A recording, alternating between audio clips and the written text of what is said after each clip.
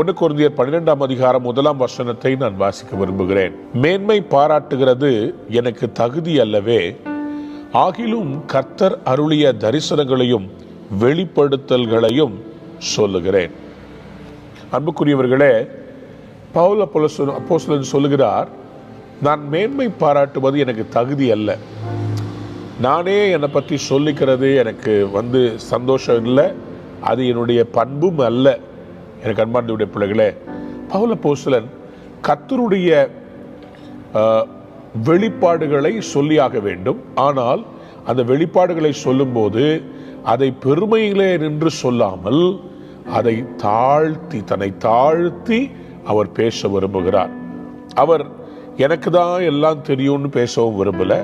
At the same time அவர் என்னுடைய இந்த வெளிப்பாடுகள், எனக்கு கிடைத்த இந்த காரியங்கள் உங்களுக்கும் கிடைக்க வேண்டும் என்று சொல்லி அவர் தன்னுடைய இருதயத்தை அவங்களுக்கு நேராக திறக்கிறத பார்க்க முடிகிறது.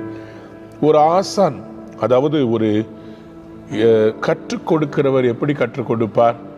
தன் பிள்ளைகள் எல்லாரும் நன்றாக படித்து வர வேண்டும் என்கிற எண்ணத்தில் தான் அவர் கற்றுக் கொடுப்பாரே தவிர, அவர் ஒரு நாளும் இப்படியாவது போங்க, இல்லை எனக்கு மட்டும்தான் தெரியணும், உனக்கு தெரியக்கூடாது என்கிற நிலை அல்ல.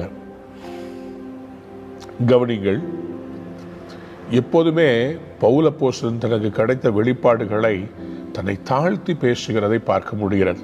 கொரிந்து சபைகிட்ட அவர் பேசும்போது வரங்களை குறித்து அவங்களுக்கு கிளாஸ் எடுக்கிறாரு, அப்புறம் கிருபையை குறித்து கிளாஸ் எடுக்கிறாரு, சபை எப்படி நடத்தப்பட வேண்டும் என்ற கிளாஸ் எடுக்கிறாரு, அப்புறம் பரிசுத்தத்தை பற்றி கிளாஸ் எடுக்கிறார். இங்கே அவர் வெளிப்பாடுகள் வரங்களை குறித்து அவர் எடுத்துக்கொண்டிருக்கிறார். இது உண்மையான அப்போஸ்தல ஊழியத்தினுடைய அடையாளமாக இருக்கிறது. The true sign of apostleship. அதே சமயத்தில் அவர் தன்னை அவர்கள் பொறுத்து கொள்ளும்படி அவர் சொல்கிறார். எதற்காக?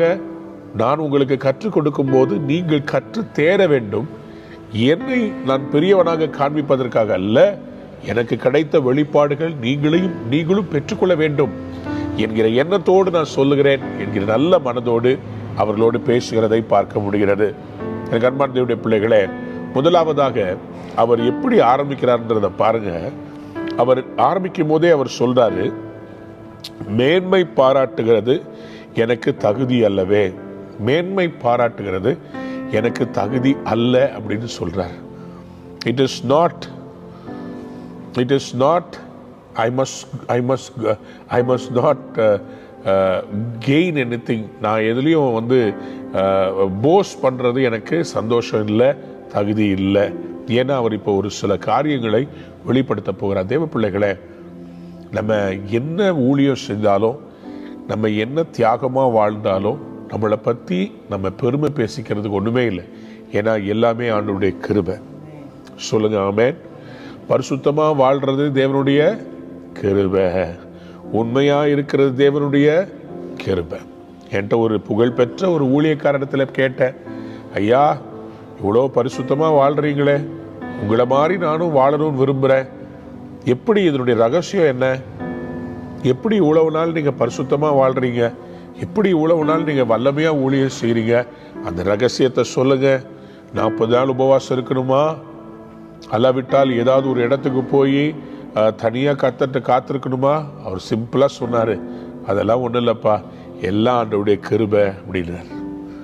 ஆச்சரியப்பட்டு போனேன். எல்லா ஆண்டவருடைய கிருபையா? அப்போ ஆண்டவருடைய கிருபை தான் நம்மளை காக்குதா? ஆமாம். அவர் சொன்னார், தம்பி நான் இவ்வளோ வருஷம் கர்த்தருக்காக ஓடுறது ஆண்டவருடைய சுத்த கிருபைப்பா. அவருடைய கிருபையை பற்றிக்கொள், நீ கடைசி வரையிலும் நீ கர்த்தருக்காக நின்று ஊழியம் செய்வேன்னு சொன்னார்.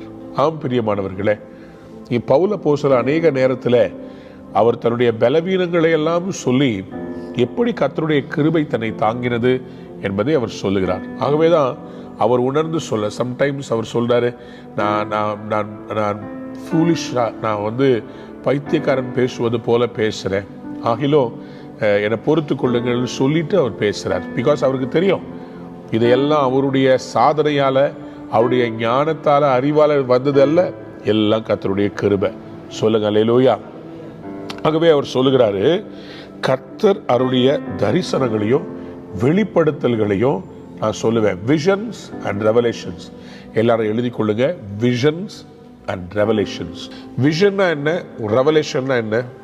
தரிசனம் என்றால் தேவன் உங்களோடு பேசும்படி அவர் உங்களுடைய நினைவலைகளில் அவர் உங்களுக்கு காண்பிக்கிற பிக்சர்ஸ்.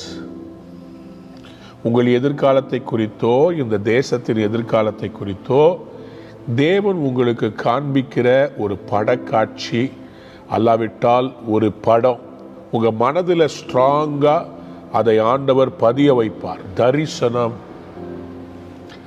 கண்களை திறந்திருக்கும் போது கிடைக்கிற தரிசனம் இருக்கிறது, கண்களை மூடி இருக்கும் போது கிடைக்கிற தரிசனம் இருக்கிறது, தூங்கும் போது வருகிற சொப்பனத்தின் மூலமாக வருகிற தரிசனம் இருக்கிறது.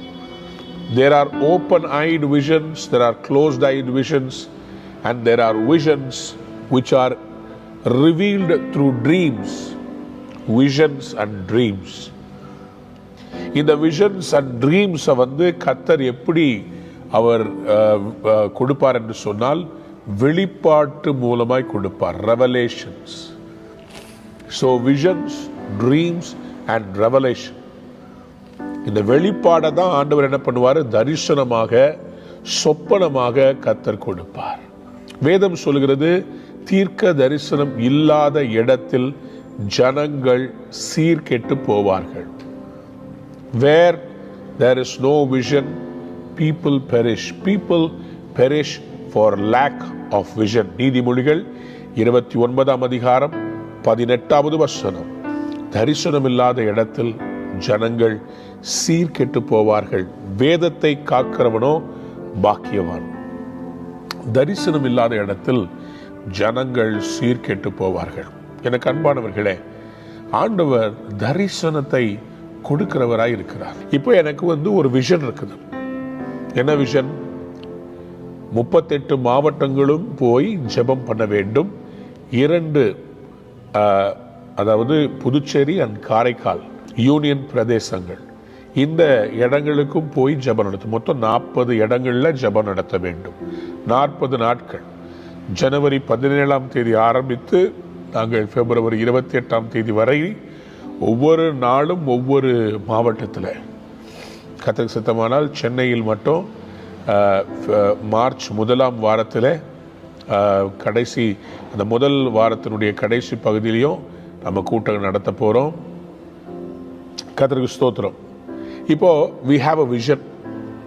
ஒரு தரிசனம் இருக்கிறது. என்ன தரிசனம்? காரைக்கால் முடித்து நாகப்பட்டினம் போய், நாகப்பட்டினத்திலிருந்து சிவகங்கை போய், சிவகங்கையிலிருந்து மதுரை போய், அப்படி ஒரு தரிசனம் இருக்கு. மதுரையிலிருந்து அப்படியே கீழே இறங்கி தூத்துக்குடி, திருநெல்வேலி, தேனி, அப்படி ஒவ்வொரு ஊராக அப்படியே கரெக்டாக ஒரு பிளான், ஒரு தரிசனம் இருக்கிறதுனால தான் கரெக்டாக போக முடியுது. இப்போ ஒரு வேளை எங்களுக்கு தரிசனம் இல்லைன்னு வச்சுக்கோங்களேன், ஒரு பிளான் இல்லை, ஒரு ரெவலேஷன் இல்லை, கர்த்தர் ஒரு வெளிப்பாட்டை கொடுக்கல, நாங்கள் எப்படி போக முடியும்? இப்போ நெகேமியா 4ஆம் அதிகாரம் 20ஆம் வசனம், எக்கால சத்தத்தை எங்கே கேட்கிறீர்களோ அங்கே கூடி வாருங்கள், உங்கள் தேவனாய் கர்த்தர் உங்களுக்காக யுத்தம் பண்ணுவார். ஸோ இந்த ஹோல் ட்ரிப்புக்கு தரிசனமாக கர்த்தர் ஒரு வசனத்தை கொடுத்து, இதன்படி நீ போப்பா, நான் ஜனங்களை கொண்டு வருவேன், நீங்கள் ஜெபம் பண்ணுங்க, நான் யுத்தம் பண்ணுவேன். ஒரு விஷன் இருக்கனால தான் இத்தனை கூட்டங்கள் அரேஞ்ச் ஆகுது. எங்க ஒரு கூட்டம் நடத்துறதே பெரிய விஷயம். 40 நாட்கள் 40 இடங்களிலே இந்த கூட்டம் நடக்க வேண்டும் என்று சொன்னால், தரிசனம் இல்லாமல் மூத்த ஊழியர்கள் இதோடு இணைந்து செபிக்க வரமாட்டார்கள். வேர் தேர் இஸ் a vision. உங்க லைஃப்ல கூட உங்களுக்கு ஒரு தரிசனம் வேண்டும். நீங்க எங்க போயிட்டு இருக்கிறீங்க? நீங்கள் செய்கிற வேலை இப்பொழுது என்ன வேலை? இந்த வருஷம் கர்த்தர் உங்களை எங்க கொண்டு போக விரும்புகிறார்? இந்த ஆண்டு உங்க பிள்ளைகளுடைய எதிர்காலம், உங்களுடைய ஆவிக்குரிய நிலை, எல்லாவற்றிற்கும் ஒரு தரிசனம் வேண்டாமா? You need a vision. You need a vision. தரிசனம் என்றால் என்ன? ஒரு லக்கை, நீங்கள் போய் சேர வேண்டிய இலக்கை தெளிவாக பார்ப்பது. எங்கே போய் கொண்டிருக்கிறீர்கள்? அதை எவ்வளவு நாளில் கடக்க வேண்டும்? எது உங்களுடைய லக்கு? நீங்கள் தேர்ந்தெடுத்த பாதை எது? சரியான பாதையில் போகிறோமா? அல்லவிட்டால் இன்னைக்கு எங்க கிடைக்குதோ அங்க போறேன், இப்படி போனா ஒரு லக்கை அடைய முடியாது. we need to have goals, we need to have targets. பவுல்கிட்ட கேளுங்க, அவர் சொல்லுவார், ஒன்று செய்கிறேன், பின்னானவைகளை மறந்து முன்னானவைகளை நாடி தேவன் அழைத்த பரம அழைப்பின் பந்தய பொருளாம் லக்கை நோக்கி தொடர்கிறேன் என்று பிலிப்பியர் 3ஆம் அதிகாரத்தில் அவர் 13, 14, 15 வாசித்து பார்த்தீங்கன்னா ஒரு லக்கை நோக்கி தொடர்கிறேன். ஆகவே தான் பார்த்தீங்கன்னா அவர் ஆசியா மைனரில் ஊழியம் செய்கிறாரு, மக்கதோனியாவில் ஊழியம் செய்கிறாரு. ஈவன் அவர் சிறை பிடிக்கப்பட்டு கொண்டு போகப்பட்ட போது ரோமாபுரியிலிருந்து அவர் ஊழியங்கள் செய்து கொண்டே இருந்தார். அவருடைய ஊழியத்திலே ஒரு தரிசனம் இருந்தது. நான் இங்கெல்லாம் முடிச்சுட்டு எருசலேமுக்கு போய் மூப்பர்களை சந்திக்கணும், ஒரு தரிசனம் இருந்தது. அவருடைய 2வது பிரயாணம். Everything had a vision, he had a vision. சரி, தரிசனம். அடுத்தது வெளிப்பாடு. வெளிப்பாடுனா என்ன? பெற்றுக்கொண்ட தரிசனத்தை இன்டர்பிரேட் பண்ணி இப்ப என்ன செய்யணுன்ற வெளிப்பாடு. அல்லாவிட்டால் கர்த்தர் என்ன செய்ய சித்தமாய் இருக்கிறார், இந்த நாட்களிலே தேவன் என்ன செய்ய சித்தமா இருக்கிறார், இதுக்கு பேர் தான் வெளிப்பாடு. வெளிப்பாடுனா என்ன? ரெவலேஷன். ரெவலேஷன்னா என்ன? இப்போ நான் இந்த இடத்துல ஒரு பெரிய ஒரு துணியை வச்சு இதை மூடி இருக்கிறேன். இது தெரியுது, இதுக்குள்ள ஏதோ இருக்குதுன்னு தெரியுது, இங்க என்னமோ ஒரு காரியம் இருக்குதுன்னு தெரியுது. இதை நோக்கி நான் போயிட்டு இருக்கிறேன். ஒரு தரிசனம் இருக்குது, இங்க ஏதோ ஒன்று இருக்குது, இதை நோக்கி நான் போறேன். வெளிப்பாடு என்பது அந்த திரையை திறந்து உள்ளே என்ன இருக்கிறது, இதனுடைய அர்த்தம் என்ன, இதற்குள்ள என்ன இருக்குதுன்றத வெளிப்படுத்துறது. அதாவது இதை புரிந்து கொள்ளுதல். தரிசனத்தையும் தேவன் நமக்கு கொடுக்கிற செய்திகளையும் நாம் புரிந்து கொள்வதற்காக தேவன் கொடுப்பதுதான் வெளிப்பாடு, ரெவலேஷன். எத்தனை பேருக்கு இந்த காலை வேளையில ரெவலேஷன் வேணும்? கையை உயர்த்தி சொல்லுங்க, ஆண்டவரே எனக்கு வெளிப்படுத்துங்கப்பா, என் வாழ்க்கையை குறித்து எனக்கு வெளிப்படுத்துங்க.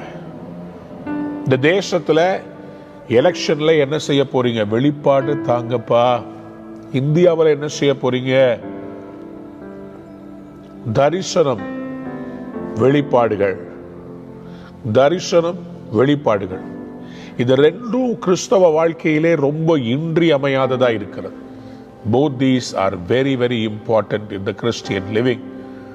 இந்த வருஷம் ஆண்டவர் என்ன செய்ய போறாரு? கடந்த வருஷம் 2020 ஆக்சுவலாக இந்த கண் டெஸ்ட் பண்ண போறாங்கல்ல, அவங்களுக்கு 2020 விஷன் சொல்லுவாங்க. சரியான பார்வை ஒரு மனிதனுக்கு இருக்கிறதா இல்லையா என்பதை அவர்கள் சோதித்து பார்க்க 2020 விஷன் என்கிற டெர்மினாலஜியை யூஸ் பண்ணுவார்கள். அன்புக்குரியவர்களே, 2020 அநேகம் பேருடைய கண்கள் கலங்கி போனது, தரிசனங்கள் கெட்டு போய்விட்டது. நிறைய பேருக்கு என்ன செய்யறதுன்னே தெரியல. ஆனா சில பேருக்கு இருள்ல கூட கரெக்டா அவங்க நடந்தாங்க. ஏன்? அவங்களுடைய விஷன் தங்களை சார்ந்து இல்லை, கர்த்தரை சார்ந்து இருந்தது. ஏசாயா 42:16 ஆண்டவர் சொன்னாரு, குருடர்களை அவர்களுக்கு தெரியாத வழியிலே நடத்தி கொண்டு போய். ஒரு மனுஷனுக்கு விஷன் தெரியணும்னு சொன்னா எல்லாம் அவனுக்கு வெளிப்படணும்னு அவசியம் கிடையாது. ஆண்டவர் ஒரு லக்கை காண்பித்து விட்டு என் கையை பிடிச்சிட்டு நடன்னு சொல்லிடுவார். சொல்லுங்க ஆமேன்னு சொல்லுங்க. சில நேரத்தில் எல்லாத்தையும் கர்த்தர் காண்பிக்க மாட்டார். உதாரணமா சொல்றேன், எகிப்திலிருந்து இஸ்ரவேலர் வெளியே வராங்க. இவங்களை நேரா ஆண்டவர் கூட்டிட்டு வந்ததுதானா பெலிஸ்தியரை சந்திக்க வேண்டியதா இருந்திருக்கும். அன்புக்குரியவர்களே, பெலிஸ்தியரை இவங்க சந்திச்சா இவங்க யுத்த புருஷர்கள் கிடையாது. அதனால இவங்க என்ன செய்தாங்கன்னா, ஆண்டவர் அவங்கள வனாந்திர மார்க்கமா அப்படியே சுத்தி கூட்டிட்டு போறார். அவங்கள ஸ்ட்ரெயிட்டா கூட்டு வரல, அவங்கள வனாந்திர மார்க்கமா சுத்தி கூட்டு போனார். ஏன்? இவங்க இவ்வளவு நாள் செஞ்சது செங்கல் அறுக்கிற வேலை தான் பண்ணாங்களே தவிர கத்தி ஏந்தி யுத்தம் பண்ணுகிற யுத்த புருஷர்களா இல்லை. யுத்தத்தை சந்திச்சிருந்தாங்க, இஸ்ரவேலர் சோர்ந்து போய் அங்கேயே மடிந்து போயிருப்பாங்க. ஆகவே தான் கர்த்தர் என்ன பண்ணாரு, அவங்கள நேர் வழியா கொண்டு வராம அப்படி வனாந்தரத்தில் யுத்தமில்லாத வழியிலே அவர்களை ஆண்டவர் அழைத்து கொண்டு போனார். எனக்கு அன்புக்குரியவர்களே, அதனால்தான் ஏசாயா 42:16 ரொம்ப இம்பார்ட்டன்ட். இந்த வசனத்தை வாசிக்கட்டுமா?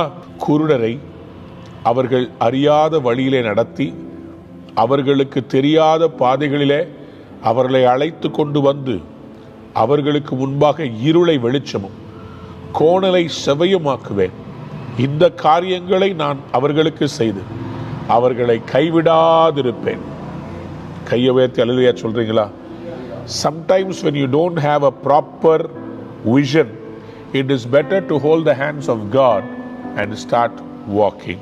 Hold the hands of God. கர்த்தருடைய கரத்தை பிடித்து நடங்கள். கர்த்தர் உங்களை நேர் வழியாய் நடத்தி கொண்டு போவார். கிறிஸ்துவுக்குரியவர்களே, அன்புக்குரியவர்களே, அதற்காக தான் கர்த்தர் இன்னைக்கு உங்களை பார்த்து சொல்லுகிறார், நான் உன் மேல் என் கண்ணை வைத்து உனக்கு ஆலோசனை சொல்லுவேன், நீ நடக்க வேண்டிய வழியை உனக்கு காண்பிப்பேன். சங்கீதம் 32:8. கர்த்தர் உங்களை ஆசீர்வதிப்பாராக. தொடர்ந்து பவுல் அப்போஸ்தலன் அந்த 2ஆம் வசனத்திலே ஒரு காரியத்தை சொல்லுகிறார். அன்பானவர்களே, இது ரொம்ப முக்கியமான வசனம், நல்லா கவனித்துக் கொள்ளுங்க. பவுல் அப்போஸ்தலன் இங்கே கிறிஸ்துவுக்குள்ளான ஒரு மனுஷனை அறிவேன், கிறிஸ்துவுக்குள்ளான ஒரு மனுஷனை அறிவேன், அவன் 14 வருஷத்திற்கு முன்னே 3ஆம் வானம் வரைக்கும் எடுக்கப்பட்டான், அவன் சரீரத்தில் இருந்தானோ சரீரத்துக்கு புறம்பே இருந்தானோ அதை அறியேன், தேவன் அறிவார். Paul is revealing about his supernatural experience with God, and he is so humble. He doesn't want to make it look like, I got the revelation. He says, I know of a man. ஆக்சுவலாக இந்த அனுபவத்தை பெற்றுக்கொண்டதே பவுல் தான். ஆனால் பவுலுக்கு எங்கே இதை பற்றி சொல்லும்போது ஒரு ஓவராக தன்னை பற்றியே பேசிக்கிறார்னு சொல்லி அவருடைய இந்த வெளிப்பாட்டை அவர்கள் மட்டம் தட்டி விட்டு வருவார்களோ என்று நினைத்து, நான் ஒரு மனிதனை அறிவேன் என்று சொல்லி அவர் தன்னை தாழ்த்தி சொல்லுகிறதை நாம் பார்க்க முடிகிறது. இவர் இங்கே என்ன சொல்லுகிறார் என்று சொன்னால், caught up to heaven, அதாவது கிறிஸ்துவுக்குள்ளான ஒரு மனுஷனை அறிவேன், அவன் 14 வருஷத்துக்கு முன்னே 3ஆம் வானம் வரைக்கும் எடுக்கப்பட்டான். கவனிங்க, நாம் போவது வேற, கர்த்தர் நம்மை எடுத்து கொண்டு போவது வேறு. இங்கிலீஷ்ல caught up அப்படின்னா என்ன அர்த்தம்னு சொன்னா, தேவனுடைய ஆவியானவர் ஒரு மனுஷனை அப்படியே எடுத்துக்கொண்டு போவது. ஆவிக்குரிய அனுபவங்களில் சில அனுபவங்களை விவரித்தால் சொல்ல முடியாது. இந்த ஆவிக்குள்ளாகுதல், ஆவிக்குரிய மனுஷனை கர்த்தர் எடுத்துக்கொண்டு அவர் பல இடங்களுக்கு பிரயாணப்பட கொண்டு போகுதல், இதெல்லாம் கொஞ்சம் டீப்பர் மிஸ்ட்ரீஸ். ஆகவே பவுல் இதை தனக்கு மட்டும் கிடைத்ததாக அவர் எடுத்து பெருமை பாராட்டாதபடி தாழ்த்தி சொல்றார், ஒரு மனுஷனை அறிவேன். அவனை கர்த்தர் என்ன பண்ணாரா, 14 வருஷத்துக்கு முன்னாடி 3ஆம் வானம் வரைக்கும், 3ஆம் வானம், இதுல இந்த 2வது வசனத்துல அவ்வளோ ஆழம் இருக்கிறது. 3ஆம் வானம். அப்போஸ்தலர் 8:39 வாசிங்களேன். அவர்கள் தண்ணீரிலிருந்து கரையேறின பொழுது, தண்ணீர்ல இருந்து ஒரு என்ன சொல்றதுங்க, ஒரு யூனக், திருநங்கை, இல்ல தமிழ்ல திருநங்கை, அவங்க ஒரு ரதத்தில் வந்துகிட்டு இருக்கிறாங்க. கர்த்தர் பிலிப்புவை பார்த்து சொல்றார், நீ அந்த ரதத்தோட சேர்ந்து கொள். ரதத்தில் ஏறி அவங்க வாசிச்சுட்டு இருந்த அந்த ஏசாயா புஸ்தகத்தில் இருக்கிற அந்த அர்த்தத்தை அவர் எடுத்து சொல்றாரு. எடுத்து சொன்ன உடனேயே அவங்க எனக்கு ஞானஸ்தானம் கொடுக்க முடியுமான்னு கேட்ட உடனேயே தண்ணீரை விளக்கலாமான்னு சொல்லி பக்கத்திலே ஞானஸ்தானம் கொடுத்து முடிச்சிட்டார். பிலிப்பு ஞானஸ்தானம் கொடுத்து முடிச்ச உடனேயே என்ன நடந்துச்சு, தண்ணீர்ல இருந்து கரையேறின பொழுது கர்த்தருடைய ஆவியானவர் பிலிப்பை என்ன பண்ணாருங்க, ஒரு அல்லேலூயா சொல்லுங்க, பிலிப்பை கொண்டு போய் விட்டார். இங்கிலீஷ்ல போட்டிருக்குது, the spirit of the Lord suddenly took Philip away. Suddenly took Philip. அப்படியானால் பிலிப்புவை பார்க்க முடியல. திடீர்னு பிலிப்பு மறைஞ்சிட்டார். தேவ பிள்ளைகளே, இந்த ஆவிக்குரிய அனுபவத்தை குறித்து நீங்கள் என்ன நினைக்கிறீங்க? நம்ம ஆண்டவர் மேஜிக் பண்ணுறவர் இல்லை. ஆனால் அந்த சேம் டைம் இயற்கைக்கு அப்பாற்பட்ட அவருடைய வல்லமையால் தேவன் நிறைவேற்ற முடியும். ஒரு அருமையான தேவ ஊழியக்காரருடைய அனுபவத்தை நான் வாசித்திருக்கிறேன். அவரை ஆண்டவர் ஒரு நாள் ஒரு கண்ட்ரிக்கு போய் ஊழியம் செய்ய அழைத்தாராம். இவர் சொல்லியிருக்கிறாரு, அந்த கண்ட்ரிக்கு போறதுக்கு என்கிட்ட பாஸ்போர்ட் இல்லை, என்கிட்ட விசா இல்லை, நான் எப்படி போவேன்? ஆண்டவர் சொன்னார், நீ புறப்பட்டு ஏர்போர்ட்டுக்கு போ. நான் ஏர்போர்ட்டுக்கு போறேன்னு சொல்லி போயிட்டார். ஆண்டவரே எதுவுமே இல்லையே. ஆண்டவர் சொல்லியிருக்கிறாரு, இந்த பக்கத்தில் இருக்கிற அந்த ரெஸ்ட் ரூம்குள்ளே போன்னு சொல்லியிருக்கிறார். இவர் போயிருக்கிறார். போயிட்டு உள்ளே போயிட்டு ரெஸ்ட் ரூம்குள்ளே போயிட்டு ஆண்டவர் சொல்லியிருக்கிறாரு, சரி வந்து திருப்பி வெளியே வா. தேவ பிள்ளைகளே கவனிங்க, அவர் போயிட்டு திருப்பி வெளியே வந்து அந்த ரெஸ்ட் ரூமை திறந்து வெளியே வந்தா அடுத்த கண்ட்ரியுடைய, இவர் போய் சேர வேண்டிய கண்ட்ரியுடைய ரெஸ்ட் ரூமை திறந்துட்டு வெளியே வந்திருக்கிறார். இவருக்கு பெரிய ஆச்சரியம். ஏன்னா அது திறந்த உடனே பார்த்தீங்கன்னா இவரை வரவேற்கிறதுக்காக கூட்டத்துக்காக அழைத்திருந்தாங்கல்ல, அவங்க அங்கே நின்றுட்டு இருக்கிறாங்க. இவர் ரெஸ்ட் ரூம்ல இருந்து வெளியே வந்த உடனே அவங்க ஆச்சரியப்பட்டு, வந்துட்டீங்களா, நீங்கள் அடுத்த ஃப்ளைட்டில் தான் வருவீங்க, நாங்கள் காத்துட்டு இருந்தோம், சீக்கிரமாக வந்துட்டீங்களே அப்படின்னு அவரை கூப்பிட்டு போயிட்டாங்க. இதெல்லாம் எக்ஸ்பிளைன் பண்ணால் புரிய முடியாது. அதனால தான் பவுல் சொல்கிறாரு, நான் சொல்லாமல் ஒரு மனுஷனை அறிவேன், 3ஆம் வானத்துக்கு அவர் எடுத்துக்கொள்ளப்பட்டார். அன்பார்ந்த பிள்ளைகளே, எசேக்கியேல் தீர்க்கதரிசன புஸ்தகத்தை நீங்கள் வாசித்து பார்க்கும்போது, கர்த்தருடைய நாளிலே நான் ஆவிக்குள்ளானேன். ஆவிக்குள்ளாகிற அனுபவம்னா என்னங்க? ஒரு மனிதன் அவன் ஆக்சுவலா ஆவியாய் இருக்கிற மனிதனுக்கு தேவன் பூமிக்குரிய சரீரத்தை கொடுத்திருக்கிறார்.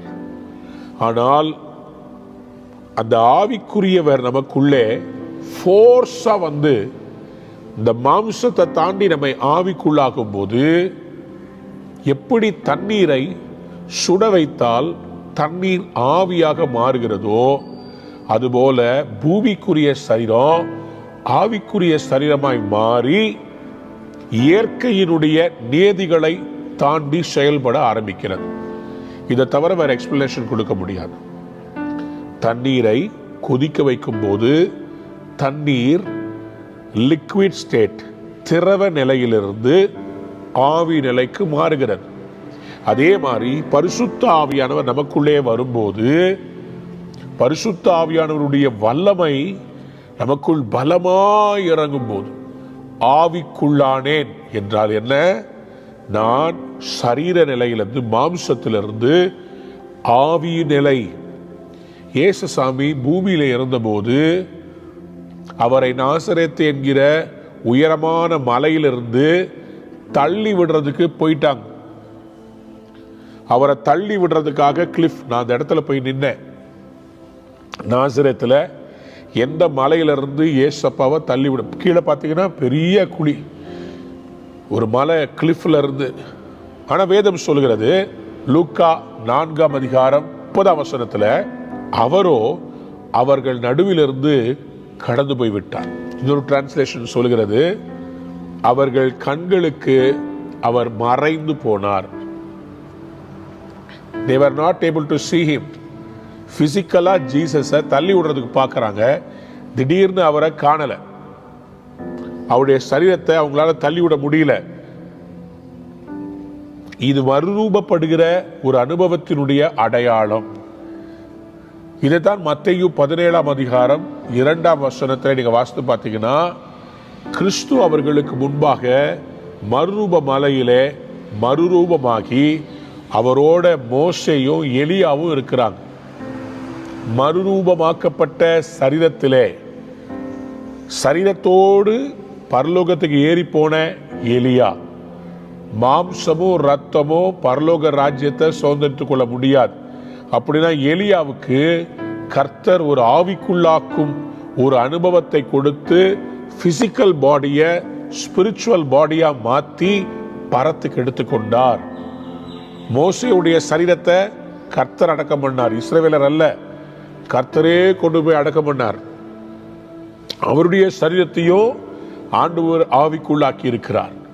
ஆகவேதான் அதே அனுபவத்தை இவருக்கு காமிக்கிறார். கிறிஸ்துவுக்கு உயிர் தெழுந்த பிறகு அவருடைய சரீரம் கல்லறைக்குள்ள இல்லை, அவருடைய சரீரத்தை உயிர்ப்பித்து சரீரத்தோடு அவரை ஆவிக்குள்ளாக்கி அவரை பரத்துக்கு எடுத்துக்கொண்டு அவருடைய தழும்புகளால் நாம் குணமாகிறோம். ஒரு அல்லேலூயா சொல்றீங்களா? அப்ப பிலிப்புவை எடுத்துக்கொண்டு போனது. இப்ப பவுல் சொல்றாரு, நான் ஆவிக்குள்ளான, நான் என்று சொல்லாம அந்த மனுஷனை ஆவிக்குள்ளாக்கினார். சரீரத்தில் இருந்தாரோ அல்லது ஆவியில் இருந்தாரோ, சரீரத்துக்கு புறம்பே இருந்தானோ, அதை அறியேன், தேவன் அறிவார். எனக்கு அன்புக்குரியவர்களே, இப்படிப்பட்ட ஆவியின் அனுபவங்கள் நமக்கு எல்லாருக்கும் கிடைக்காது. ஆனால் அது சேம் டைம் வாஞ்சிக்கணும். ஆண்டவரே, ஆவிக்குரிய அனுபவங்களை எனக்கு தாங்க. தான் பல முறை என்னுடைய ஜெபங்களிலே, சில நேரத்தில் உபவாசத்திலேயே தங்கியிருக்கும் போது இப்படிப்பட்ட ஆவிக்குள்ளாக்கும் அனுபவங்களை நான் அடைந்திருக்கிறேன். ஆவிக்குள்ளாக்கும் அனுபவங்கள் சில நேரத்தில் நான் ஆவிக்குள்ளாகி சில பேருக்கு போய் ஜெபிக்கிறத பார்த்துருக்கிறேன். அதுக்கு பிறகு ஒரு நாள் ஒருத்தவங்க சொல்லுவாங்க, நான் பயங்கரமான இந்த பிசாசு பிடியில இருந்தேன், என்னுடைய கனவுல பாஸ்டர் வந்தார், அவர் ஜெபம் பண்ணாரு, எனக்கு விடுதலை கிடைச்சிருச்சுன்னு சொல்லுவாங்க. இதெல்லாம் மிஸ்ட்ரீஸ் ஆஃப் காட்ஸ் கைண்ட். நான் இந்த நிகழ்ச்சி பார்த்துட்டு இருந்தேன், என் முன்னாடி பாஸ்டர் எனக்காக ஜெபிக்கிறது மாதிரி இருந்துச்சு, விடுதலையை பெற்றேன்.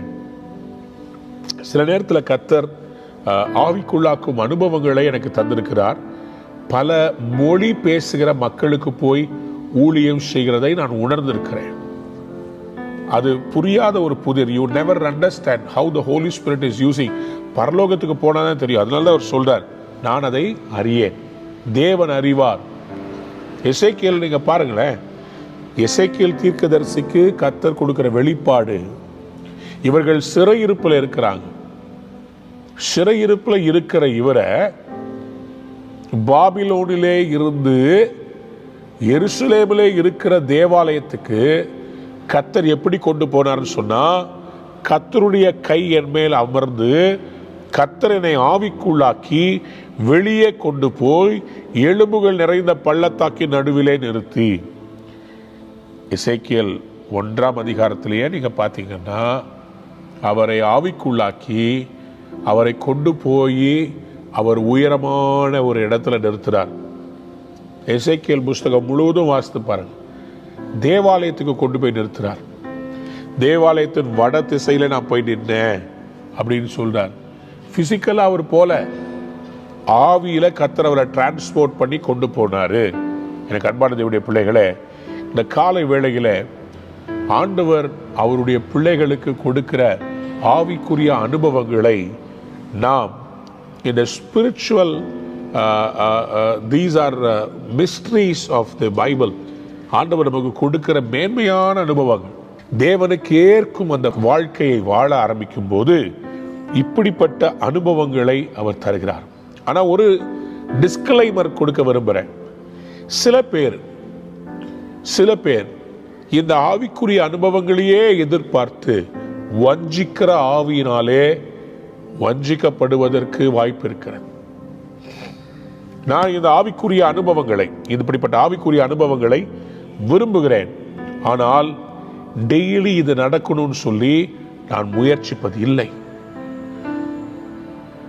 டெய்லி இப்படி நடக்கணும் நான் முயற்சிப்பது இல்லை. ஏன்? இதெல்லாம் பரிசுத்த ஆவியானவர் அவருடைய தேவைக்கேற்ப எனக்கு தருவாரே தவிர என்னுடைய விருப்பத்துக்கேற்ப அவர் நடத்த மாட்டார். ஹலோ, என்னை பார்க்கிற அன்பான சகோதரிகளே, கேர்ஃபுல்லா இருங்க. ஜெபிக்கும் போது நான் அதை பார்த்தேன், இதை பார்த்தேன் அப்படின்னு சொல்லி ஒரு மனிதனுக்குள் முப்பரிமாணங்கள் வெளிப்பாடுகளை கொண்டு வரும். ஒன்று கர்த்தருடைய ஆவியானவர், மற்றொன்று மாம்சம், மற்றொன்று பிசாசனுடைய ஆவி.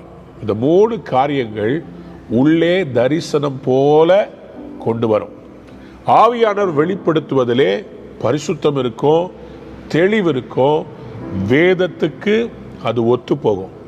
மாம்சம், உதாரணமாக சொல்கிறேன், ஒரு ட்ரெயினில் நீங்கள் போயிட்டு வீட்டில் படுக்கிறீங்க, ட்ரெயினில் போகிற மாதிரியே இருக்கும் தெரியுமா நைட்டு கனவுல.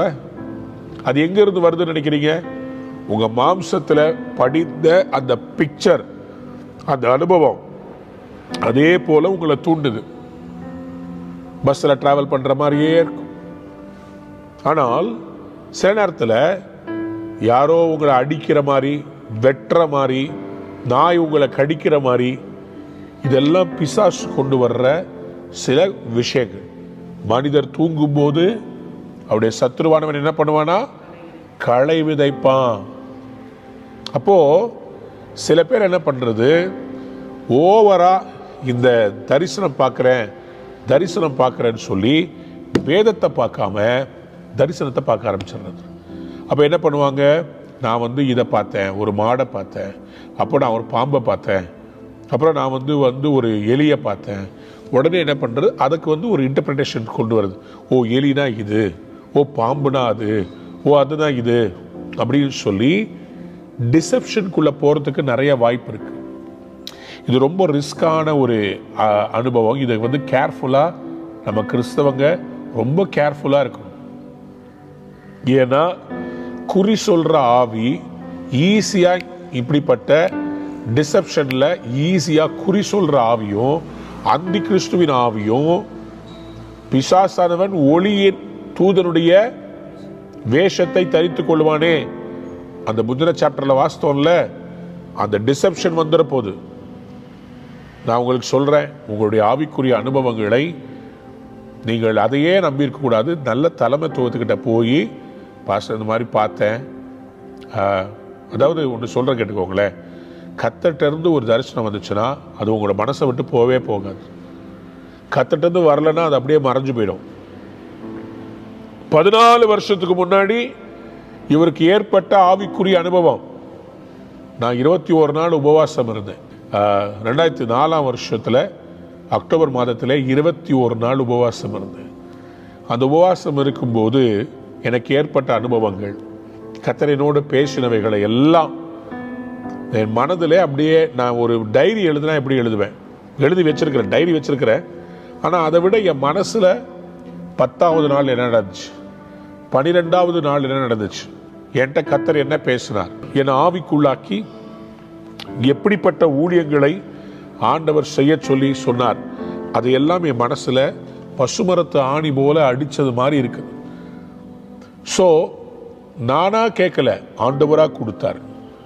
நம்மளா உட்காந்து எனக்கு இது வேணும் அது வேணும்னு கேட்கறத விட கர்த்தருடைய ஆவியானவர் அவருக்கு சித்தமான நேரத்தில் நமக்கு அப்படிப்பட்ட ஆவிக்குரிய அனுபவங்களை தருவார். ஸோ நம்ம தேட வேண்டியது வார்த்தையை, தரிசனம் கொடுக்க வேண்டியது அவருடைய சித்தம். கையவே தள்ளுவே சொல்றீங்களா?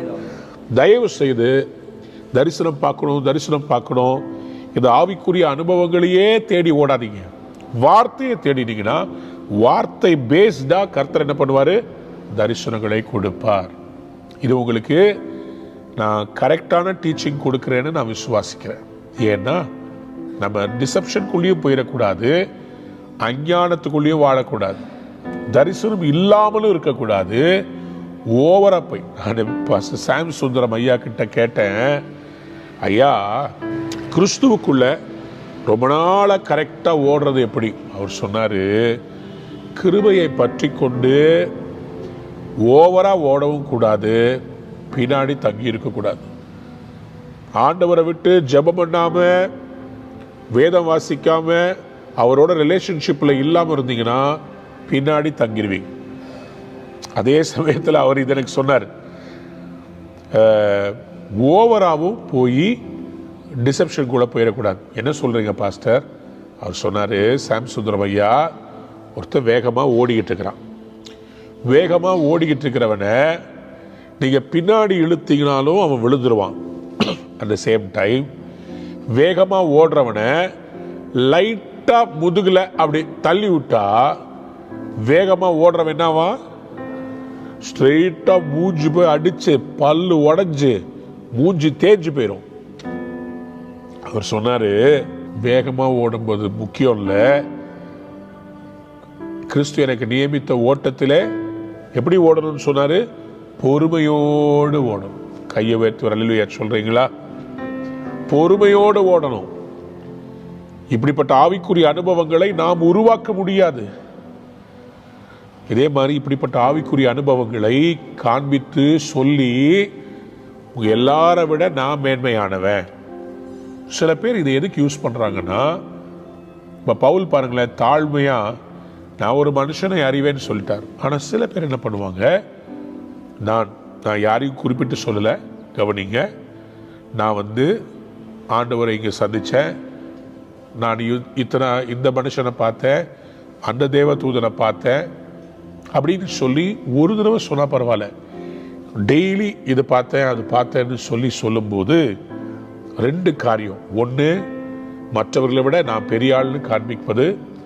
இரண்டாவது, மற்றவர்களை நீங்களும் இதே மாதிரி எதிர்பாருங்கன்னு சொல்லும்போது ஒருத்தருக்கு அந்த வரமே இல்லைன்னு வச்சுக்கோங்களேன், ஒருத்தருக்கு இந்த வெளிப்பாடும் இப்படி ஆவிக்குள்ளாக்கும் அனுபவம் அவங்களுக்கு இல்லைன்னு சொன்னா அவங்க என்ன பண்ணுவாங்க, எனக்கு இது வேணும் வேணும் வேணும்னு சொல்லிட்டு அவங்க பைபிள் வாசிக்காம ஜெபிக்காம இப்படிப்பட்ட தரிசனத்தை பார்க்க போகும்போது, எப்படி யோகாவில் உட்காந்துக்கிட்டு கடவுள் உங்க முன்னாடி இருக்கிறான்னு சொல்லும்போது அந்த வெளிச்சத்தை பாருங்க அதுதான் கடவுள்னு சொல்லும்போது, யோகாவில் வெளிச்சமா பிசாசு மக்களை ஏமாத்துறது மாதிரி கர்த்தரோட உறவில்லாமல் அனுபவத்தை எதிர்பார்க்கும் போது பிசாசு வஞ்சித்து அவர்களுக்குள்ள தவறான நடக்கைகளை கொண்டு வந்துடுவாங்க.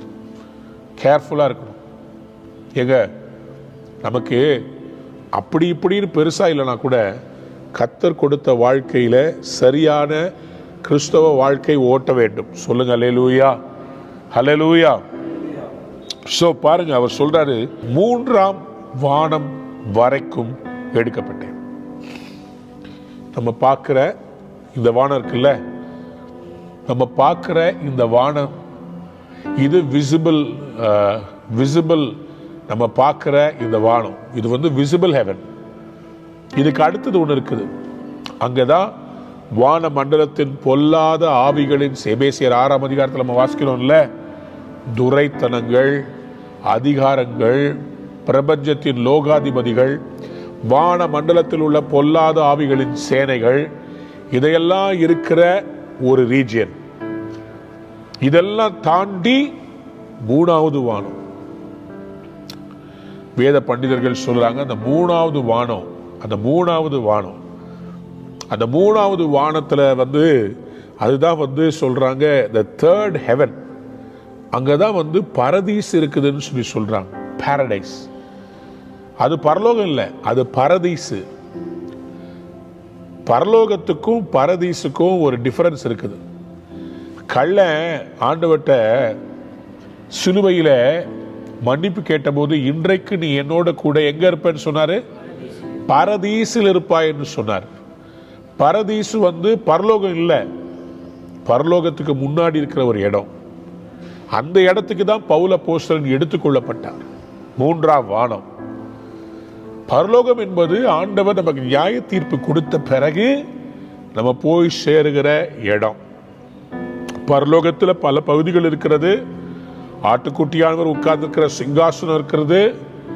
அது வெள்ளை, ஒருவரும் சேரக்கூடாத ஒளியில் வாசம் பண்ணுகிற பிதாவுடைய ஸ்தலம் இருக்குது. நிறைய இருக்கு. there are mysteries of heaven.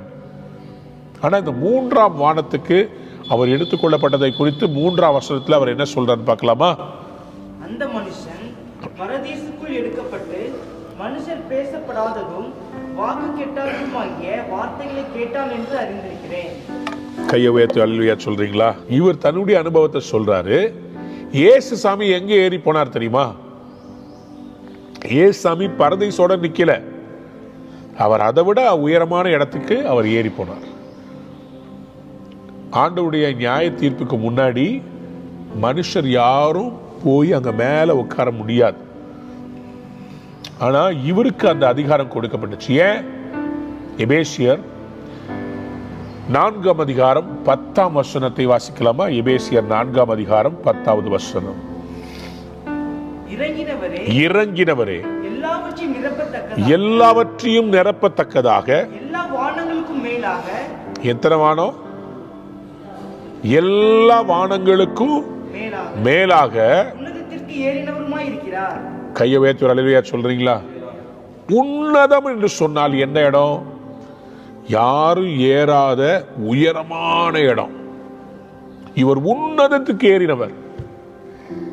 இவர் பிதாவோட செல்ல பிள்ளையா அவருடைய மடியில உட்கார்ந்தவர். வலது பார்சத்துல வந்து உட்காருன்னு சொல்லி பிதா வந்து கூப்பிட்டு உட்கார வச்சவர். இவர் பிதாவோட ஆளுகை செய்தவர். இவர் எப்படிப்பட்டவர்னா உன்னதத்துக்கு ஏறினவர். கையை வச்சு அல்லேலூயா சொல்றீங்களா? அதனாலதான் அவரால் வரங்களை மனுஷர்களுக்கு கொடுக்க முடிஞ்சு. ஏன்னா அவர் ஏறின இடம் அவ்வளோ ஹைட். உன்னதத்துக்கு ஏறின பரலோகத்துக்கு ஏறக்கூடிய அனுபவம். எனக்கு அன்பார்ந்தவருடைய பிள்ளைகளே, ஆகவே இவர் இப்ப சொல்றார் 3வது மனுஷன் வசனத்துல, அந்த மனுஷன் பரதீசுக்குள் எடுக்கப்பட்டு மனுஷர் பேசப்படாததும். அப்புறம் என்னங்க? வாக்குக்கு கெட்டாததுமாகிய வார்த்தைகளை கேட்டான் என்று அறிந்திருக்கிறேன். கையை உயர்த்தி அல்லேலூயா சொல்றீங்களா? ஹல்லேலூயா சொல்லுங்க. அல்லேலூயா. வெளிப்படுத்தின விசேஷம் 2ஆம் அதிகாரம் 7ஆம் வசனத்தை வாசிங்க. ஆவியானவர் சபைகளுக்கு சொல்லுகிறதை காதுள்ளவன் கேட்க கடவன். ஜெயம் கொள்ளுகிறவன் எவனோ அவனுக்கு தேவனுடைய பரதீசின் மத்தியில் இருக்கிற ஜீவ விருட்சத்தின் கனியை புசிக்க கொடுப்பேன் என்று எழுது. கையை உயர்த்தி அல்லேலூயா சொல்றீங்களா? ஜெயம் கொள்ளுகிறவன் எவனோ அவனுக்கு தேவனுடைய பரதீசின் மத்தியில இருக்கிற அந்த என்ன இடத்துல? எங்குங்க? பரதீசின் மத்தியில் இருக்கிற ஜீவ விருட்சத்தின் கனியை புசிக்க கொடுப்பேன். ஜெயம் கொள்ளுகிறவன் எவனோ. லூக்கா எழுதின சுவிசேஷம் 23:43 அந்த கள்ளன் மனம் திரும்பின போது ஆண்டவர் அவனுக்கு பரதீசின் நிச்சயத்தை கொடுத்தார். He gave him the promise of paradise. என்னன்னு சொல்லி சொன்னார்? இயேசு அவனை நோக்கி, இன்றைக்கு நீ என்னுடனே கூட பரதீசில் இருப்பாய் என்று மெய்யாகவே உனக்கு சொல்றேன். கையை உயர்த்தி ஒரு அல்லேலூயா சொல்றீங்களா? எனக்கு அன்புக்குரியவர்களே, இந்த வசனங்களை வாசித்து பார்க்கும்போது ஒரு காரியம் நமக்கு விளங்குகிறது. ஆண்டவர் நமக்கு ஆவிக்குரிய அனுபவங்களை கொடுக்கும் போது நம்ம அறியக்கூடாத சில மிஸ்ட்ரீஸை அவர் வெளிப்படுத்துவார். இவர் சொல்றாரு, நான் மனுஷர் பேசப்படாததும் வாக்கு கெட்டாததுமான வார்த்தைகளை கேட்டான் என்று அறிந்திருக்கிறேன். மனுஷர் பேசப்படாது. எனக்கு அன்பார்ந்தவருடைய பிள்ளைகளே, நான் விசுவாசிக்கிறேன் இன்னைக்கு கர்த்தர் உங்களுக்கு அப்படிப்பட்ட ஆவிக்குரிய அனுபவங்களை கொடுக்க வல்லமை உள்ளவராக இருக்கிறார். இன்னைக்கும் அவர் ஜீவன் உள்ளவராக இருக்கிறார். எத்தனை பேர் ஆமென் சொல்ல விரும்புறீங்க? ஹல்லேலூயா. அவர் திருப்பியும் சொல்றாரு பாருங்க. அவர் 2ஆம் வசனத்துல சொன்னாரு, அவன் சரீரத்தில் இருந்தானோ சரீரத்துக்கு புறம்பாய் இருந்தானோ அதை அறியேன். 4ஆம் வசனத்திலையும் சொல்றாரு, அவன் சரீரத்தில் இருந்தானோ சரீரத்துக்கு புறம்பாய் இருந்தானோ அதை அறியேன், தேவன் அறிவார். கையை உயர்த்தி அல்லேலூயா சொல்றீங்களா? எனக்கு தான் எல்லாம் தெரியும்னு சொல்லாம எனக்கு ஒரு அனுபவம் வந்துச்சு. அதாவது என்னன்னு சொன்னா, இவர் வந்து ஜெபம் பண்ணிட்டு இருந்திருக்கிறாரு. ஜெபம் பண்ணும்போது ஆவிக்குள்ளாயிருக்கிறார். இப்போ ஆவிக்குள்ளாகும் போது நான் அனுபவத்தில் சொல்றேன், சில சமயத்தில் எடுத்துக்கொள்ளப்படும் போது சரீரம் கீழே பூமியில் இருக்கிறத பார்க்க முடியும். ரூம்குள்ள பூமியில சரீரம் இருக்கும். ஆனால் அந்த ரூம்ல இருந்து அப்படியே நீங்க மேலே போற மாதிரி இருக்கும். கீழே பாடி இருக்கிறது தெரியும். இது வந்து ஒரு மிஸ்ட்ரி. அதனால தான் அவர் சொல்றாரு, நான் சரீரத்தில் இருந்தேன்னா வெறும் என் ஆவி மட்டும் மேலே போச்சா எனக்கு தெரியல. I don't know. கர்த்தருக்கு மட்டும் தான் தெரியும். இது பெட்டர். கர்த்தருக்கு மட்டும் தெரியும்னு சொன்னா அது நல்லது. சொல்லுங்க அல்லேலூயா. எனக்கு எல்லாம் தெரியும்னு சொல்றதை விட ஆண்டவருக்கு மட்டும்தான் வெளிச்சம். சொல்லுங்க அல்லேலூயா. 5ஆம் வசனத்தில் சொல்றாரு, இப்படிப்பட்டவைகளை குறித்து மேன்மை பாராட்டுவேன், ஆனாலும் கூட்டு வெளிப்பட்டுருச்சு பார்த்தீங்களா? நான் ஒரு மனுஷனை அறிவேன்னு சொல்லிட்டு கடைசியில் இவருந்துதான் சொல்லி அவரு வேற வழி இல்லாம அங்க சொல்லிதான் ஆக வேண்டியதா இருக்கு. இப்படிப்பட்டவைகளை குறித்து மேன்மை பாராட்டுவேன், ஆனாலும் என்னை குறித்து என் பலவீனங்களையே அன்றி வேறு ஒன்றிலும் மேன்மை பாராட்ட மாட்டேன். கையை உயர்த்தி ஒரு அல்லேலூயா சொல்றீங்களா? வெளிப்பாடுகளில் மேன்மை பாராட்டினாரா, பலவீனங்களில் மேன்மை பாராட்டினாரா? அன்பார்ந்த பிள்ளைகளே, நீங்கள் எதை குறித்து மேன்மை பாராட்டுறீங்க? உங்ககிட்ட இருக்கிற பணத்தை குறித்து மேன்மை பாராட்டுறீங்களா? அல்லது நீங்க இவ்வளோ ஒரு வாழ்க்கையில நீங்க ஆண்டவர் விரும்புகிற அளவு ஜெபிக்காமல் இருந்தோம், வேதம் வாசிக்காமல் இருந்தோம், அவருடைய கிருபையினாலே உங்களை ஆசீர்வதித்து உங்களை உயர்த்தி வைத்தாரே, அந்த பலவீனங்களில் தேவனுடைய கிருபை வழங்கினதே, அதை குறித்து மேன்மை பாராட்ட போறீங்களா? பிசாசு ஏன் விழுந்தான்? அவன் தன்னை கர்த்தருக்கு மேலாக மேன்மை பாராட்டினான். ஆகவேதான் அவன் விழுந்தான். நாமும் விழுந்து போகாமல் இருக்க வேண்டும் என்று சொன்னால், இப்படிப்பட்ட தேவன் கொடுக்கிற ஆவிக்குரிய அனுபவங்களை வைத்துவிட்டு நான் மற்றவங்களை விட நான் தான் ஆண்டவருக்கு ஸ்பெஷலு, நான் என்ன வேணா தப்பு செய்யலாம், கர்த்தர் என்னை தட்டி கேட்க மாட்டார், ஏன்னா நான் கடவுளுக்கு ரொம்ப க்ளோஸ்.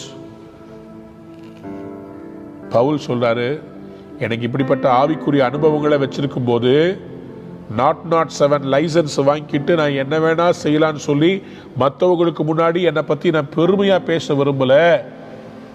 எனக்கு கிடைச்ச வெளிப்பாடுகள் தரிசனங்களை வச்சு நான் மேன்மை பாராட்ட போகிறது இல்லை, என் பலவீனங்களை குறித்து நான் மேன்மை பாராட்டுவேன். ஏன் சொல்றாரு? அவர் எப்போதுமே லெவல் ஹெடடா இருந்திருக்கிறார். அவருக்கு தெரியும் நான் யாரு, என்னுடைய ஆவிக்குரிய நிலை என்ன. எனக்கு கிடைச்சது மற்றவங்களோட நான் ஸ்பெஷல்ன்றதுனால இல்லை, எல்லாம் கிருபை. சத்தமா அல்லேலூயா சொல்றீங்களா? இப்ப கண்களை மூடி ஆண்டவர்கிட்ட கேட்க போறோம். ஆண்டவரே, வேதத்தின் அடிப்படையிலே, வேதத்திலே எழுதப்பட்டிருக்கிற பரிசுத்தவான்களுக்கு நீங்க கொடுத்த அந்த ஆழமான அனுபவங்களை எனக்கும் தாரும் ஆண்டவரே. ஆண்டவரே, நான் வஞ்சிக்கிற ஆவிகளுக்கு இடம் கொடுத்துடக்கூடாது, ஆனால் கர்த்தருடைய பரிசுத்த ஆவியானவர் மூலமாய் எனக்கு கிடைக்க முடியும் அப்படின்னு சொல்லி நீங்க வைத்திருக்கிற ஆவியின் அனுபவங்களை எனக்கு தாரோன்னு சொல்லி கேட்கலாமா? கண்களை மூடி ஆண்டவர்கிட்ட கேளுங்க. அப்பா, என்னை உம்முடைய ஆவியினால நிரப்புங்க, எனக்கு இந்த ஆவிக்குள்ளாகும் அனுபவங்களை தாங்கப்பா. பலஹஷ்யாந்தரபசே. தேவ பிள்ளையே, தரிசனங்களை கர்த்தர் தருவார். உங்க கண்களை தரிசன கண்களாய் மாற்றுவார். இன்னைக்கு சில காரியங்களில் முடிவெடுக்க முடியாம இருக்கிறீங்க, தெளிவா கர்த்தர் உங்களுக்கு காண்பிப்பார், தெளிவா காண்பிப்பார். பவுல் அப்போஸ்தலனுக்கு கர்த்தர் காண்பித்தார். பேதுருவுக்கு அவர் பசியா இருக்கிறார், ஜெபம் பண்ணும்போது ஆண்டவர் தரிசனங்களை காண்பித்தார். ஒரு பெரிய துப்பட்டியில எல்லா மிருகங்களும் அப்படியே வானத்திலிருந்து கீழே இறங்குறத பேதுரு தரிசனமாக பார்த்தார். எழுந்து அடித்து புசி என்கிற சத்தத்தை கேட்டார். புறஜாதிகளுக்கு சுவிசேஷத்தை கொண்டு போக வேண்டும், கொர்நேலியு வீட்டுக்கு போய் ஊழியம் செய்யணும்ன்றத ஆண்டவர் அங்க சிம்பாலிக்கா அவர் வெளிப்படுத்தினார். உங்களோடு என்னோடு கூட ஏன் கர்த்தர் தரிசனத்தில் பேசக்கூடாது? எசேக்கியேல் தீர்க்கதரிசிக்கு எலும்புகள் நிறைந்த பள்ளத்தாக்கை கர்த்தர் காண்பித்தார். ஏன் உங்களுக்கு காண்பிக்க கூடாது? ஆவிக்குரிய அனுபவங்கள் உண்மைதான், ஆவிக்குரிய அனுபவங்கள் பைபிள்ல எழுதப்பட்டிருக்கிறது. அந்த அனுபவங்களை நம் ஆண்டவருடைய கிருபையில கேட்போம், ஆண்டவருடைய தயவினாலே அதை தரும்படி நாம் வாஞ்சிப்போம். ஆவிக்குரிய வரங்களை விரும்ப வேண்டும், வரங்களை நாட வேண்டும் என்று வேதம் சொல்கிறது. அட் த சேம் டைம் இப்படிப்பட்ட அனுபவங்களையே சார்ந்து வாழாமல் இயேசுவை சார்ந்து வாழ வேண்டும். எனக்கு ஆண்டவர் தான் முக்கியம், எனக்கு ஆண்டவருக்கு அடுத்தது தான் தரிசனங்கள், எனக்கு ஆண்டவர் தான் தேவை. நீங்க அவரை விரும்புனீங்கன்னா அவரிடத்திலிருந்து வருகிற வெளிப்பாடுகளும் தரிசனங்களும் தீர்க்க தரிசனங்களும் அந்நிய பாஷைகளும் சுகமளிக்கிற வல்லமைகளும் வரங்களும் எல்லாம் கிடைக்கும். நீங்க அவரை தேடும் போது, அவரை நாடும் போது, அவரிடத்தில் இருதயத்தை திருப்பும் போது ஜெபிக்கலாமா? ஆண்டவரே, I want more of you, I want more of you. எனக்கு இன்னும் வல்லமை தேவை, எனக்கு இன்னும் அபிஷேகம் தேவை, எனக்கு இன்னும் ஆவிக்குரிய ஆழமான வெளிப்பாடுகள் தேவை. அப்பா, எனக்கு அந்த வெளிப்பாடுகளை தாங்கப்பா. இருக்கிற இடங்கள் அப்படியே முழங்கால் படிட்டு ஆண்டவர்கிட்ட, தேவ பிள்ளை, எஸ் உங்களை தான் ஆண்டவர் சொல்றார், கபாலா தியா தூராபா.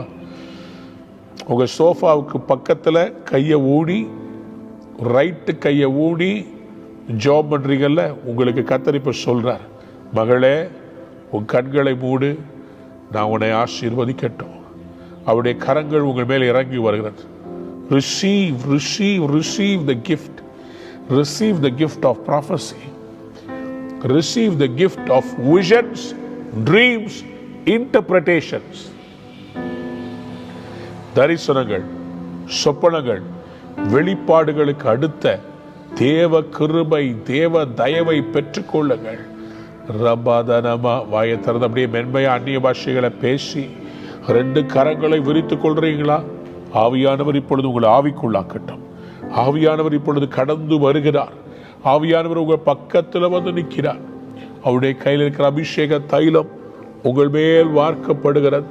உங்கள் மேல் அவருடைய நல்ல கரம் இறங்கி வருகிறது. எசேக்கியேல் தீர்க்கதரிசியுடைய சிரசில் இருக்கிற முடியை தொட்டு பிடித்து ஆண்டவர் அவரை தூக்கினது போல உங்களையும் ஆண்டவர் இன்னைக்கு ஆவிக்குள்ளாக்க போகிறார்.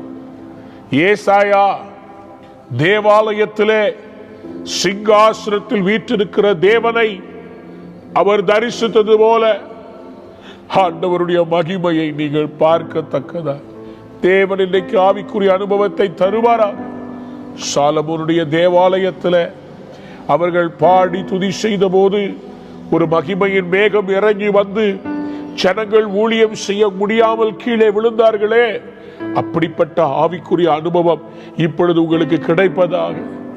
இப்பொழுது உங்களுக்கு அப்படிப்பட்ட ஆவிக்குரிய அனுபவங்கள் கிடைப்பதாக.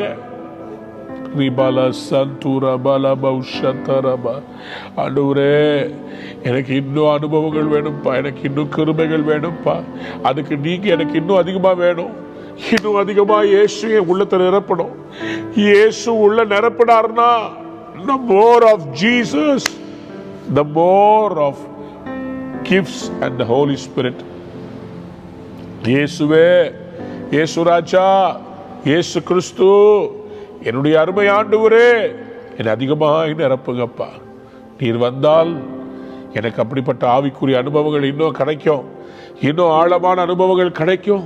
என்னை நிரப்புங்கன்னு சொல்லி கேளுங்க. கர்த்தர் உங்களுக்கு இந்த காலை வேளை நிரப்புகிறார். தேவப்பிள்ளைய பலமான ஒரு அபிஷேகம் உங்க மேல இப்ப இறங்கி வருகிறது. இயேசுவின் நாமத்தினாலே பெற்றுக்கொள்ளுங்க, பெற்றுக்கொள்ளுங்க, பெற்றுக்கொள்ளுங்க. வாயை திறந்து அந்நிய பாஷைகளை பேசி, கைகளை தட்டி, வாயை திறந்து receive, receive, receive, receive, receive, receive, receive, receive.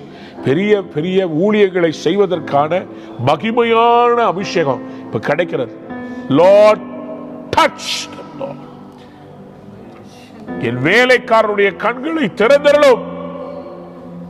அக்கினிமயமான ரதங்களையும் குதிரைகளையும் பார்க்கத்தக்கதாக கண்களை திறந்தருளுவீராக, திறந்தருளுவீராக.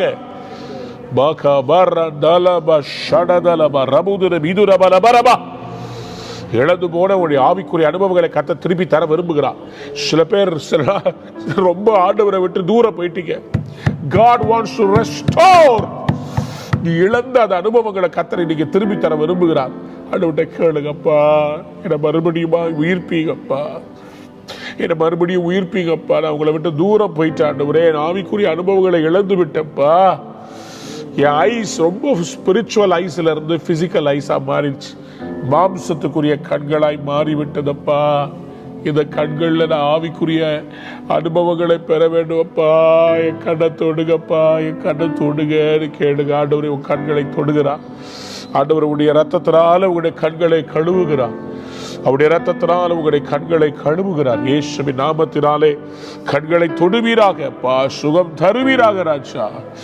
பாருங்க, அப்படி செய்கிறதற்காக ஸ்தோத்திரம். I need more of you. I need more of you. எனக்கு இன்னும் நீங்க தேவைப்பா. அப்படி செய்வதற்காக மகள் ஸ்தோத்திரம், ஸ்தோத்திரம்.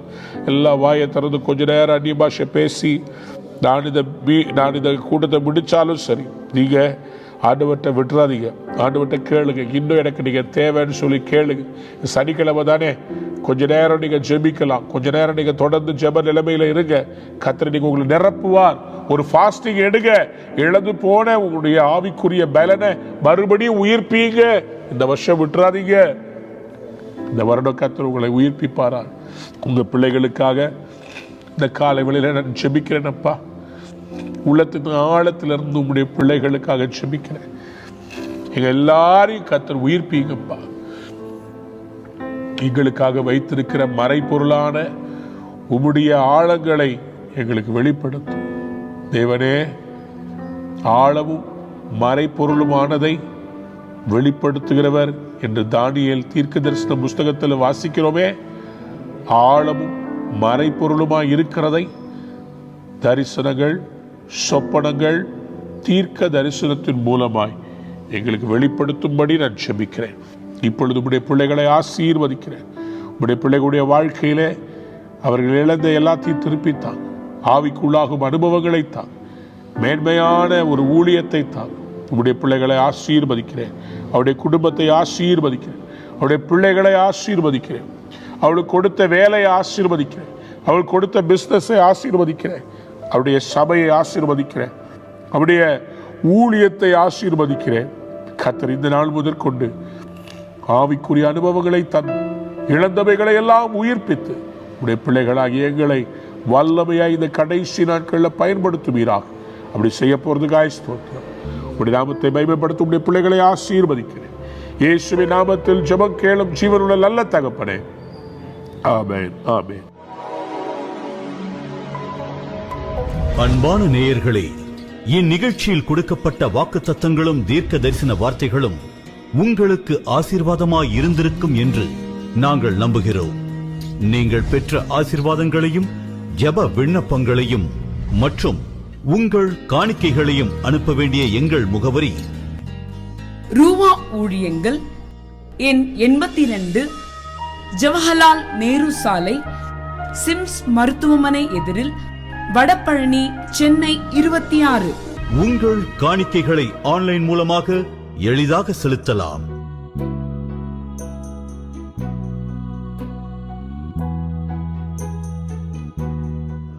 எங்கள் இணையதள முகவரி www.ruhaministries.org.